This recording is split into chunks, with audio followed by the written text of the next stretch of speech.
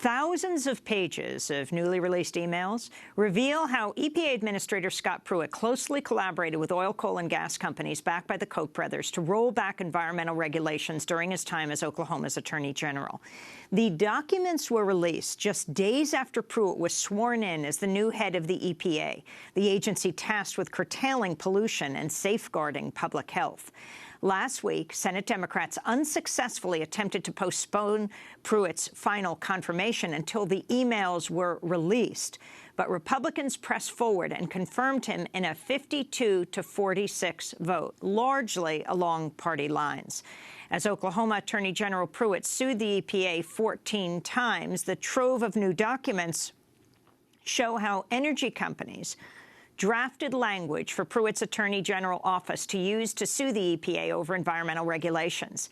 In an email from August 2013 from Matt Ball of the Koch-backed Americans for Prosperity to Pruitt's communications director, Ball writes, quote, "Thank you to your respective bosses and all they are doing to push back against President Obama's EPA and its axis with liberal environmental groups to increase energy costs for Oklahomans and American families across the states. You both work for true champions of freedom and liberty." These documents were obtained by the media watchdog group, the Center for Media and Democracy, after a lengthy battle. The emails were released because a judge ordered them released.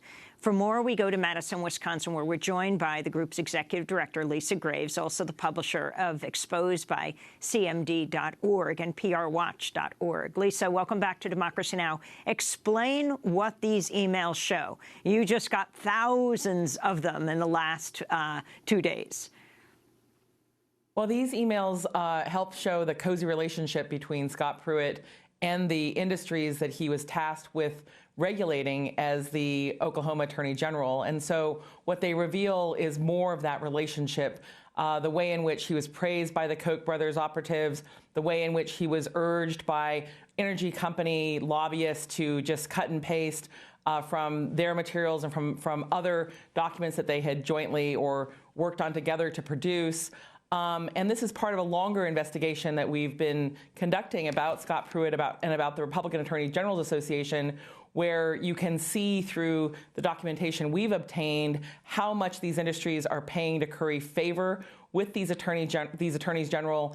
And in this instance, you have this man who now is the head of our Environmental Protection Agency and has such close relationships. And I think that the Republican senators, Senator McConnell and the White House, were eager to rush his nomination through because they feared that more information, more evidence would come out about the closeness of those relationships. And this is just the tip of the iceberg. We know they're still stonewalling us. We know that there are many thousands more emails that they have failed to produce and that are part of our ongoing set of requests for information about Scott Pruitt and about the communications of his office with these industries, including Devon Energy, Koch Industries, and more. Let's go through some of the emails. In 2013, a lobbyist from the law firm Hunton & Williams, which represents major utility companies, sent Pruitt's deputy solicitor general a white paper and talking points. The lobbyist suggested the staffer should, quote, cut and paste from it when encouraging other states to file comments on an EPA protection aimed at addressing air pollution.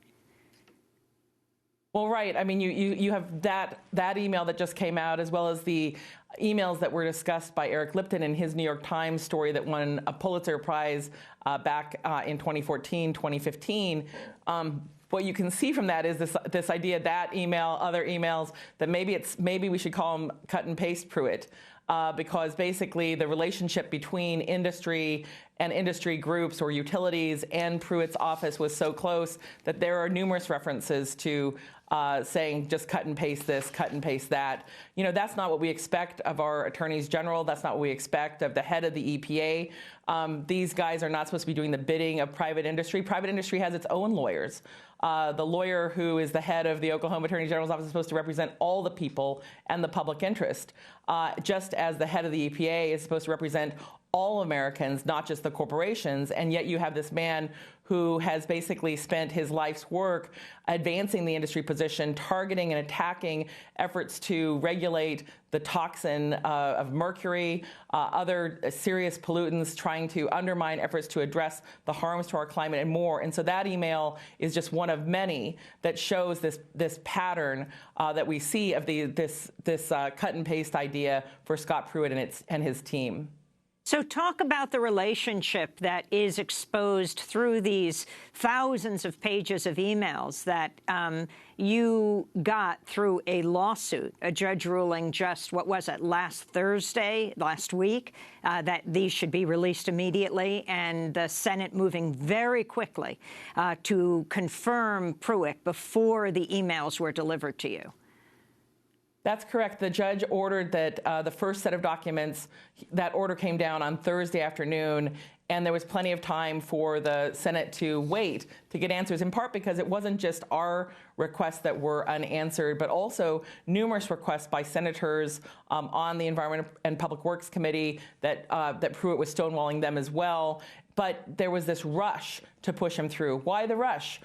There was no need for him to be advanced so quickly to helm the EPA. The Senate is entitled to information. More importantly, the American people are entitled to information. And what these emails show is a very friendly relationship between Pruitt's team and these energy companies. At one point, there's an email that talks about his chief of staff wanting to get a special tour, basically, to the top of Devon Tower, the biggest skyscraper in Oklahoma, because of this relationship they've cultivated with these energy companies. But there's more. There's more praise from these energy companies for the job he's doing. And beyond that, as part of our ongoing investigation, we've helped document how Scott Pruitt has done closed-door briefings with some of the hugest energy companies in the country, including Murray Energy, in which the panel was calling the Clean Power Plan dangerous.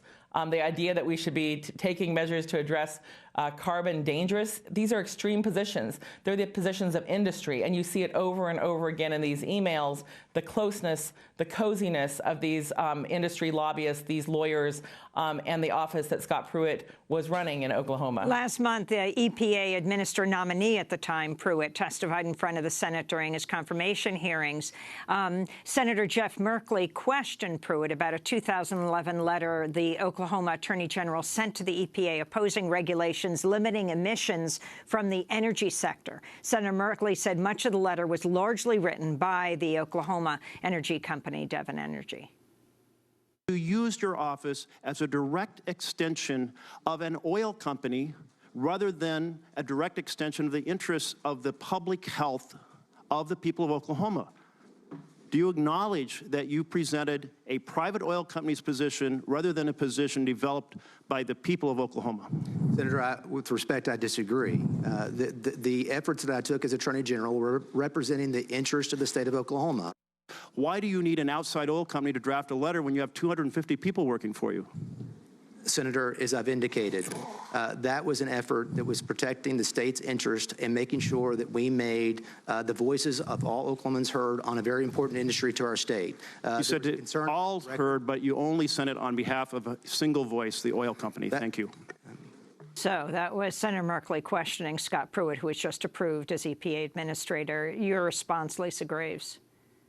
Well, Senator Merkley got that exactly right. It's really astonishing for someone in a position of public trust to give such special privilege to some of the richest corporations, the richest interests in our country, over the interests of ordinary Americans for cleaner water, cleaner air, for efforts to address harm to our climate. And I have to say, if the American people want to learn more about the swamp that Trump is drawing from, not draining, but the swamp that he's perpetuating and expanding, they can go listen to that C-SPAN debate all night last Thursday into Friday morning, where Senators Whitehouse, Senator Merkley, other senators were speaking out eloquently about the conflicts that Mr. Pruitt's actions represent, the concerns, the grave concerns they have about what he will do to our environmental protections, and just the depth of his stonewalling of the Senate and, more importantly, the American people about the true extent of his relationships with these companies and how much he will use his office to do their bidding and not to advance the interests of all people. And that letter that Senator Merkley pointed out is a salutary example of how he perceives his role is to represent their interests. He thinks that that's basically representative government action. Those corporations don't have a right to vote. People do. The American people have a say in these measures, and these statutes are on the books to protect us, not to protect oil companies and energy companies who have polluted our waters and our air and have harmed our climate. Lisa, I want to get to two other issues. One is the headline today, Trump rescinding the Obama directive on bathroom use, dropping protection for transgender youth. Clearly, now the Attorney General, Jeff Sessions, has played a key role in this. You wrote a letter opposing Jeff Sessions as Attorney General. We're seeing this as one of his first acts. Can you quickly comment? Well, I'm not surprised, but I'm gravely disappointed that the office of the Attorney General would be used in the way that Senator Sessions, now Attorney General Sessions, is using it to advance discriminatory policies that hurt some of our most vulnerable people in our country, and those are young people who face such a high risk of suicide. I think it's an indictment of his character, Jeff Sessions' character, that he would push his office forward to undo the protections that have been put in place to try to protect these young people.